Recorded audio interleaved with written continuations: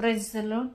ಜಕರಿಯ ಪ್ರವಾದಿಯ ಗ್ರಂಥ 7ನೇ ಅಧ್ಯಾಯ ವಚನ 9-10 ಧ್ಯಾನ ಮಾಡುವಾಗ ದೇವರ ವಾಕ್ಯ ಹೇಳ್ತದೆ, ಸತ್ಯಕ್ಕನುಸಾರ ನ್ಯಾಯ ತೀರಿಸಿರಿ, ಒಬ್ಬರಿಗೊಬ್ಬರು ಪ್ರೀತಿ ಕರುಣೆಯನ್ನು ತೋರಿಸಿರಿ, ವಿಧವೆಯರು, ಅನಾಥರು, ವಿದೇಶಿಯರು, ಬಡವರು ಇವರನ್ನು ಶೋಷಣೆಗೆ ಒಳಪಡಿಸಬೇಡಿ, ಯಾವನು ತನ್ನ ಸಹೋದರನಿಗೆ ಕೇಡನ್ನ ಬಗೆಯದಿರಲಿ ಎಂಬುದಾಗಿ. ಪ್ರಿಯರೇ, ಲೋಕದಲ್ಲಿ ನಾವು ನೋಡುವಾಗ ಸತ್ಯವೆನ್ನುವುದು ಮರೆಯಾಗಿ ಹೋಗಿದೆ.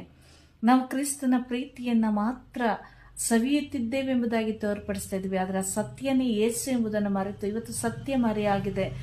ಒಬ್ಬರೊಬ್ಬರಲ್ಲಿ ಪ್ರೀತಿ ಕರುಣೆ ಇಲ್ಲ.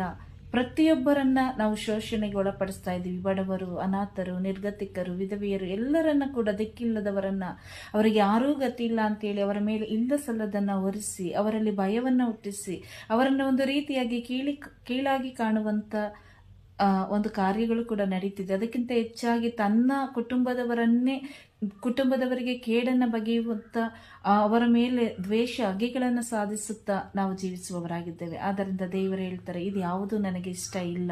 ನಾನು ನಿಮ್ಮನ್ನು ಪ್ರೀತಿಸಿದಂತೆ ನೀವು ಒಬ್ಬರನ್ನೊಬ್ಬರು ಪ್ರೀತಿಸಿರಿ, ಏಕೆಂದರೆ ಪ್ರೀತಿಯಲ್ಲಿ ನೆಲೆಗೊಂಡಿರುವವನು ನನ್ನಲ್ಲಿ ನೆಲೆಗೊಂಡಿದ್ದಾನೆಂಬುದಾಗಿ. ಆ ಪ್ರೀತಿ, ದೇವರ ಪ್ರೀತಿಯಲ್ಲಿ ನೆಲೆಗೊಂಡು ಒಬ್ಬರನ್ನೊಬ್ಬರು ಪ್ರೀತಿಸುತ್ತಾ ನಾವು ಜೀವಿಸೋಣ. Praise the lord. ಹಲ್ಲೆಲೂಯಾ.